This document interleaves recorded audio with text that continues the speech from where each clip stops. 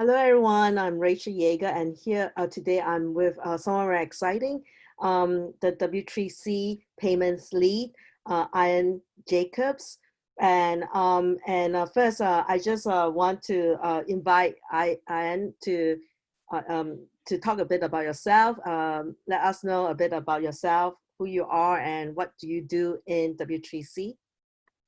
Hi, Rachel. Thanks for having me today. Hope everybody's okay, first of all. I have been working at W3C for a long time now, since 1997, and I've had a number of roles within the organization, that's given me a chance to do lots of interesting different things around the web. I studied software engineering, so I came to W3C with a sort of software development background. About 5 years ago, though, there was an opportunity to lead a new activity within W3C to improve payments on the web. And so I changed roles. I was the head of marketing and communications right before that. Decided to make a change and go back and do more technical work and the sort of diplomatic work of the W3C staff contact. And so for 5 years, we've been trying to get new features added into browsers to make payments faster and more secure. So that is what I'm doing today. So tell us about the journey that you have as the W3C lead on payment activities, as you mentioned 5 years ago, and this journey into payment activities. What do you see, and what do you want to share with the audience? Well, for me, it was mostly just an opportunity to change. I had been doing marketing and communications for about 10 years, and so I needed to reset, and Jeff Jaffe, the CEO, offered this opportunity to really start from scratch our payments work.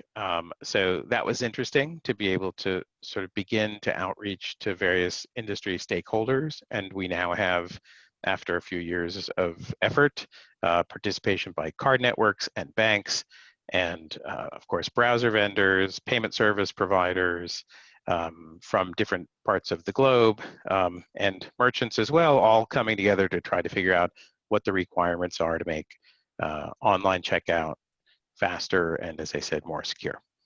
So you're a true veteran in all this W3C Yes. activities, really true veteran, and also very faithful and loyal to the whole process.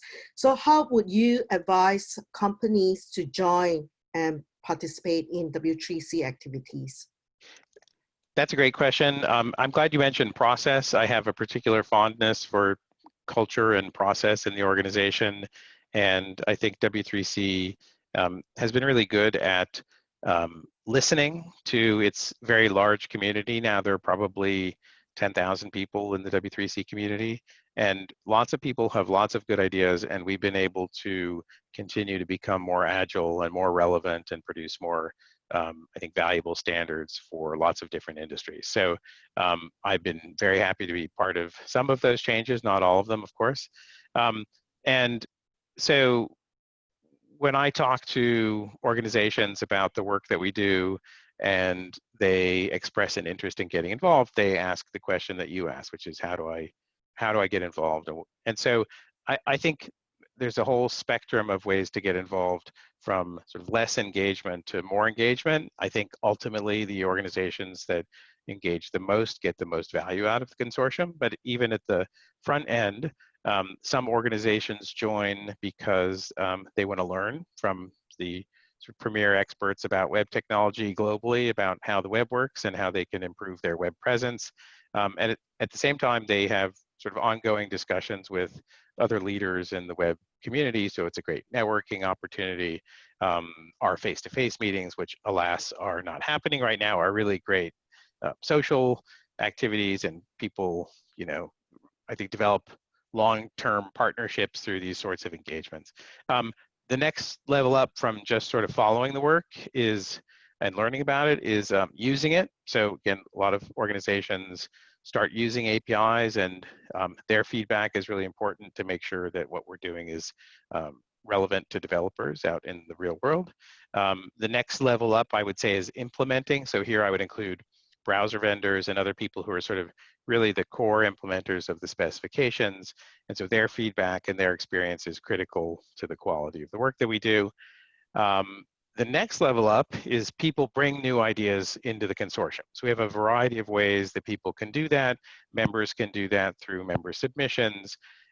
We have a thing called community groups where anybody can start one, anybody can participate, there's no cost. And so community groups are now a sort of vibrant way to bring new ideas into the consortium. And so like it's the beginning of leadership to bring these new ideas in, help edit specifications and sort of transform the web through these technologies. And then really like the next level up would be leadership roles, whether it's chairing a group or being elected to one of W3C's permanent bodies, the advisory board or the technical architecture group. And so that's where, so there's lots of different ways to get involved, technical, less technical.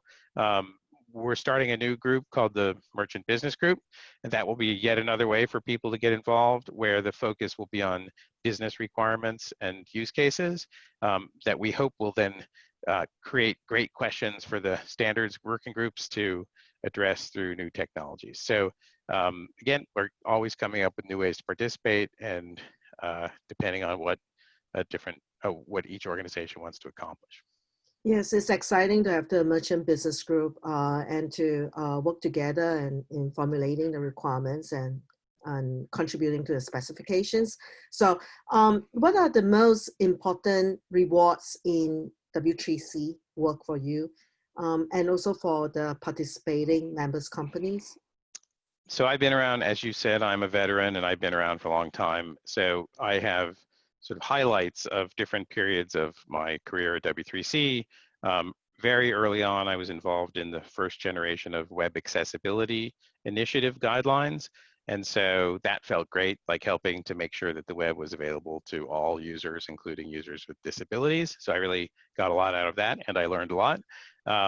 Then I mentioned community groups. So I was responsible for the creation of community groups. And so now that we have, as I said, many participants in W3C, in part thanks to community groups being a place for incubation and low barrier to entry, I'm quite happy that that is enabling the consortium to do more things.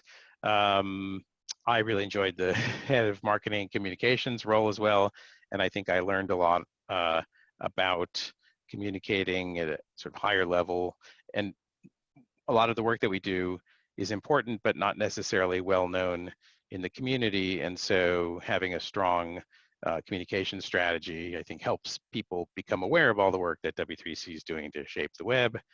And now it's really super interesting. I'm a new person to payments, but it's really interesting and complex, and we've managed to bring together key companies in the payments world from around the world to work together. So it's quite invigorating on a technical level and just learning lots about the payments industry. So that's just for me. For other participants, I would say, and also to a certain extent for me, I mentioned earlier, sort of the first thing you get as a member when you come into W3C is a big network of people who care about open standards and improving the web. And so, right away, there are lots of connections and partnerships that develop quite naturally. And people come in and I think learn from other experts. We're seeing that a lot right now in some of the work we're doing with the card networks. So the card networks are sort of interested in seeing whether some of our new APIs can be used to support the secure remote commerce or SRC technologies.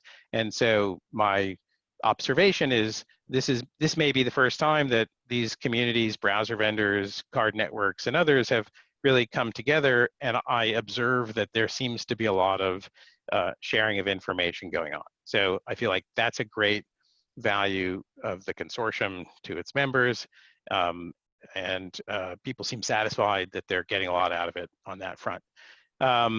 Another thing that we don't always talk about is if you're in a working group with 40 other engineers, for example, and your company is sending one engineer to the group, suddenly you have a team with 39 other people who are helping you to get work done. So if you come in and you have a vision for what needs to happen and you're contributing, you'll have the rest of the working group working closely with you to try to find solutions. So I feel like there's a sort of multiplier effect. When you come in, you get this benefit of other people who are working on the same project as you, even if they're in these different companies or research institutes and so forth. And then I think, maybe the biggest one is in that towards the latter categories of people who participate, they contribute a lot. And those are the members who are really shaping the future of the web. So I think that's probably the biggest reward, is that for their own business needs or whatever rationale, they are able to have an impact on the future of the web. So I think that's, that can be quite compelling, and W3C is well positioned to have those conversations and have those members get that benefit. Thank you so much, and I learned so much. There are My pleasure. so much surprises that I didn't realize that you were involved in so many other aspects, and how you move and bring all these things together. So it's Thank you very really much. yeah, very pleasurable to speak with you. I would like to ask the audience to stay tuned. There will be another session that I will be asking Ian about his expert opinion about the web and payment activities. So stay tuned. Thank you, Ian. Thanks, Rachel.